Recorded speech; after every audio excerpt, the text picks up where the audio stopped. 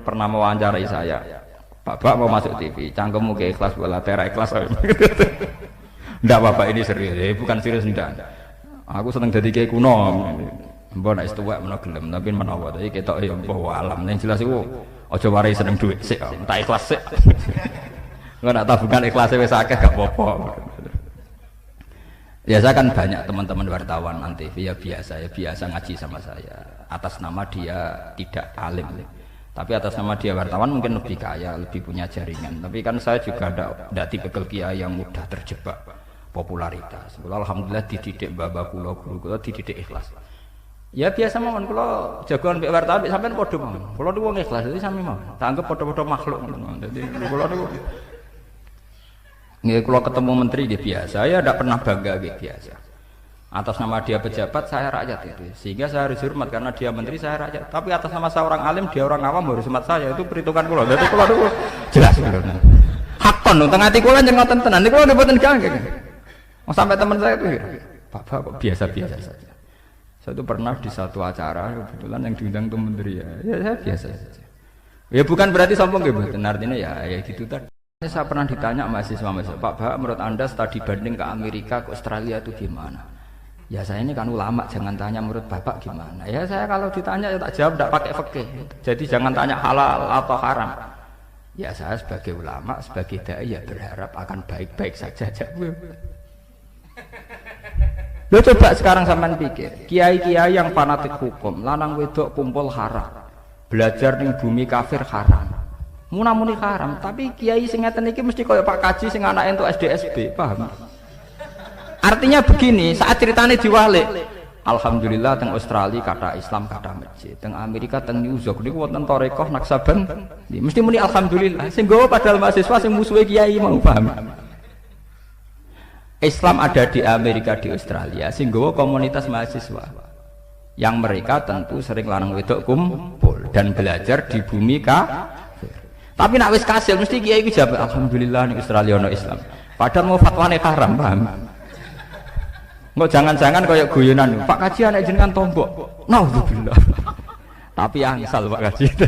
Alhamdulillah kok nang kaya cerita. Tapi ini nyata. Tapi pangeran pancen kersane ngoten. Anane Islam teng Amerika, teng Australia itu kadang lewat mahasiswa studi banding yang mungkin secara formal fikih haram karena ada ikhtilatur rijal wan nisa. Ada mukhalatoh bil kuffar. Paham ya? Tapi kenyataane ndadekno semebare napa? Islam teng Australia, teng Amerika, kadang sing gawa pemain bal. Orang Prancis itu kenal Islam gara-gara imigran Aljazair. Paham? Imigran apa? Aljazair. Terus jadi Zainuddin. Jenenge Zidane Yazid Zainuddin. Terus kena ilat Prancis Zinedine apa? Zidane. Jenenge Yazid Zainuddin. Bareng pensiun ketok asline ya moro Indonesia nganggo jeneng Zainuddin. Dene daftar haji ki nganggo jeneng napa? Zainuddin. Paham ya? Nah, pengiran kesan. Sekarang malah banyak lagi. Coba pemain Prancis yang Islam berapa? Pemain Jerman itu ya imigran gelap tuh. Tapi melahirno pemain-pemain bal sing Islam kaya Sud Ozil. Wong betina nggih poso. Sampai nek wae poso njuk latihan khusus begini. Nah, kode pelatih, poso Pak. Artinya apa ya begitu pengiran. Padahal karepe wong soleh-soleh sing mondok khusuk-khusuk, karepe sing nyebar Islam ya ndekne sing khusuk. Ya ora iso nyebar wong tuku paspor ya ora kuat. Paham ya? Tuku paspor ya ora kuat, moro ndi ya ora. Umpama penyebaran Islam di pasar wong saleh ngene-ngene, Islam ana ning desa-desa, paham ya? Ora iso globalisasi. Mulai umbal kadang ra kuat kok ape nyebar. Mangane terong alhamdulillah. Piye karepe? Itu pangeran ngoten kersane. Saya itu pernah penelitian ya, di beberapa kula nggih nate teng Malaysia, nate teng Medina, nate teng beberapa negara penelitian termasuk teng Singapura. Itu memang Allah punya pola begitu, nggih punya pola begitu. Jadi pangeran ra kena warai. Jadi pangeran wis dhisik-dhisik jin apa diwarai. Mulane ketika malaikat marahi pangeran tersinggung, Gusti, kenapa manusia yang jadi khalifah kok tidak kita? Wong kita bendina maca tasbih. Jare pangeran, kowe ora apa? Ini alamu malah kalah. Sakjane malaikat yo ketok goblok. Wong dekne karuan ngaku nek aku tukang maca tasbih. Pangeran ngendikan, manusa tak dadekno penggantiku, bagian kluyar-kluyur, bagian ngurus bumi. Malaikat bantai, wong nakal kok dadi pengurus bumi. Mestine kita sing maca tasbih. Malaikat gobloke kan ngene, ndekne mikir nak sing maca tasbih ku suci, sing kluyar-kluyur gak suci. Tapi jare pangeran wong ngurus bumi kok ambek dengok-dengok kan yo ora iso. Artine dadi malaikat yo goblok, ndekne dhewe wis ngaku kula nu bendina maca tasbih, yo kamen wiridan ning musala wae gitu. Oleh ngurusi kapan itu malah pangeran itu malaikat oleh iso mikir.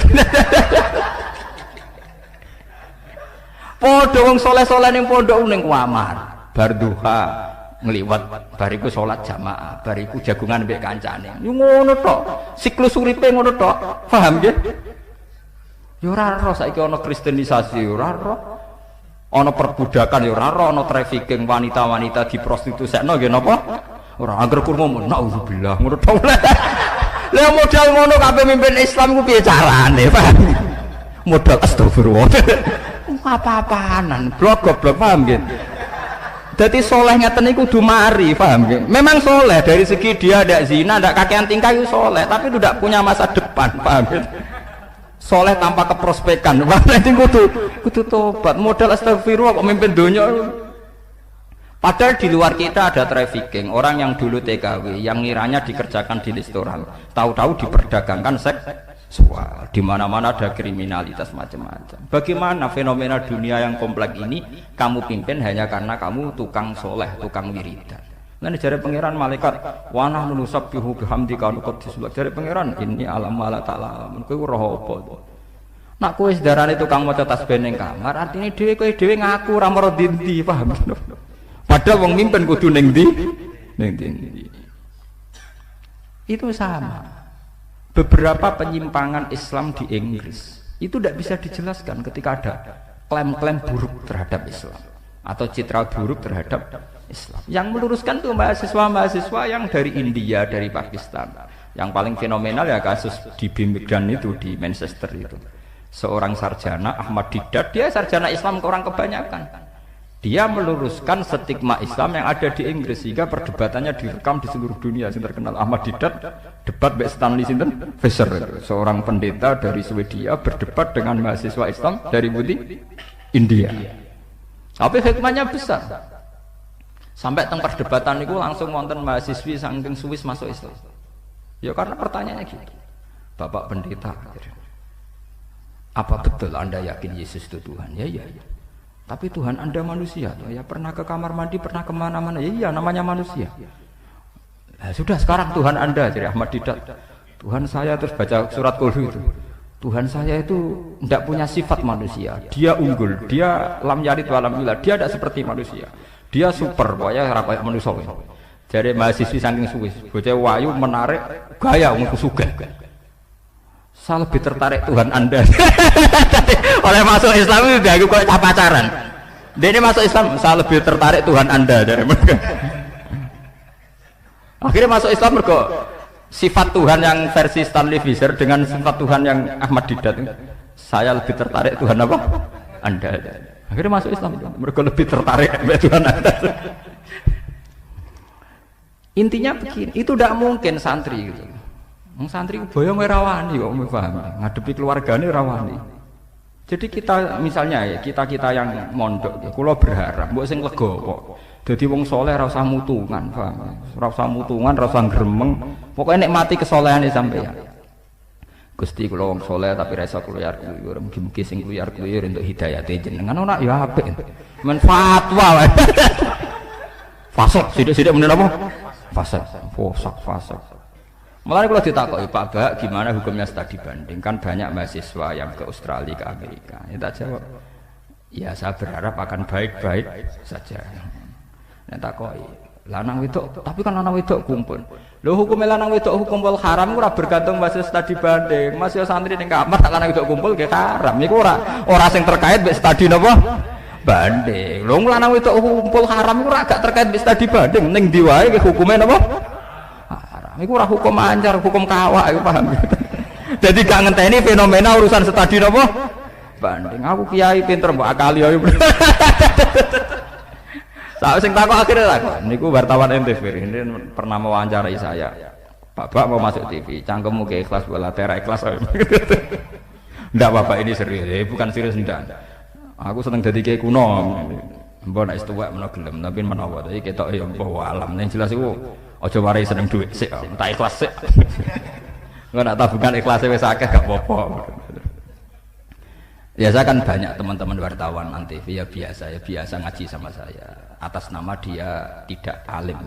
Tapi atas nama dia wartawan mungkin lebih kaya, lebih punya jaringan. Tapi kan saya juga tidak tipikal kiai yang mudah terjebak popularitas. Alhamdulillah dididik bapak kula dididik ikhlas. Ya biasa mawon kula jagoan mbek wartawan mbek sampean padha mawon. Kula niku wong ikhlas, dadi sami mawon. Tak anggap padha-padha makhluk ngono. Dadi kula niku nggih kula ketemu menteri nggih biasa. Ya tidak pernah bangga nggih biasa. Atas nama dia pejabat, saya rakyat itu. Sehingga saya harus hormat karena dia menteri, saya rakyat. Tapi atas nama saya orang alim, dia orang awam harus hormat saya. Itu perhitungan kula. Jadi kula niku jelas kula. Hakon teng ati kula njeneng ngoten tenan. Niku kula mboten ganggu. Sampai teman saya itu, Bapak kok biasa-biasa saja. Saya itu pernah di satu acara kebetulan yang diundang itu menteri ya saya biasa saja. Ya bukan berarti sombong gitu, artinya ya gitu tadi. Ya, kebetulan menterinya memang teman saya dulu di ZWI, dia cerita, Pak sekarang saya jadi pejabat, ya saya juga pejabat. Kalau pejabat sampean dunia tok, aku dunia akhirat. Jadi masih seruan saya. Nak seru-serunan seru aku. Tapi di dunia kan seru saya karena saya menteri. Wah seru kiai Pak, gak ada petualangan nih menteri, aku atau golek-golek duit, diutang barang. Kiai seru Pak, kadang diutang, kadang ada duit. Jadi kehidupan ini lebih seru, lebih petualangan. Sampai kan monoton, gimana Pak? Jadi ini cerita pancet ya sampai. Itu nyata, artinya memang saya tipikal orang yang alhamdulillah itu bangga betul sama Allah Subhanahu Wa Taala. Jadi malah lain itu enggak, gitu biasa. Bukan soal ikhlas buatan, memang di mata saya itu begitu. Kita harus proporsional sebagai ulama. Tanya itu orang-orang Rembang, saya beberapa kali ada asisten bupati cerita, Gus Bupati mau kejenengan. Ya apa? Ya kalau alasannya mengaji ya ini, alasannya masalah negara, aku ngurus KTP ya orang kecamatan, aku rakyat kan. Aku rakyat yang baik kan. Jadi harus proporsional. Kita jangan ulama itu mudah didikte. Bapak pejabat terus bupati toko diswambut pun cara kula berlebihan. Ya alhamdulillah kula wis ditakdir kenal pejabat gitu tetir gak bangga. Kula syukur tuh. Nggih mboten gedeng mboten. Ya ada fungsinya sendiri-sendiri. Itu saya niru Imam Malik. Imam Malik itu Harun Ar-Rasyid. Itu seorang raja di periode Imam sinten Malik. Itu kalau Imam Malik sowan itu manggilnya Harun Ar-Rasyid ya Amirul Mukminin. Beliau dibawa Amirul Mukminin di singgasana. Beliau panggil ya Amirul Mukminin. Tapi ketika Harun Ar-Rasyid ngaji, Imam Malik di atas. Harun Ar-Rasyid malah kelesetan nawar santri. Jadi Imam Malik karena dia santri, saya kiainya. Jadi proporsional. Jadi nak Imam Malik ngurus KTP niku nggih teng isor ngudangi ya Amirul Mukminin. Tapi nak Harun Ar-Rasyid ngaji, Imam Malik nang dhuwur, wong awam sih, kudu ning isor paham. Presiden lah wong awam. Lah kula nggih yakin menteri niku ngalim kula aja. Wah, Ustaz jelas ngalim kula yakin menurut hakul yakin. Kadang itu tak pidato khutbah kula. Jadi kula roh tenan. Ini bukan urusan apa-apa, urusan proporsional. Jangan karena mereka jabat terus kemudian kita yang proporsional. Sehingga kita punya harkat dan martabat. Oh coba bangga aku kenal menteri di jaringan akeh. Kenal pangeran atau muni ngono, kenal menteri muni ngono. Iku ulama cap apa paham. Mestine bangga aku kenal pangeran sing di donya. Menteri itu apa paham ya? Sekali-kali bangga aku kenal pangeran sing duwe napa? Donya. Paham. Dadi ajane ulama iso luwih sombong menah timbang sekedar kenal napa men. Bukan urusan keangkuhan, ini proporsional.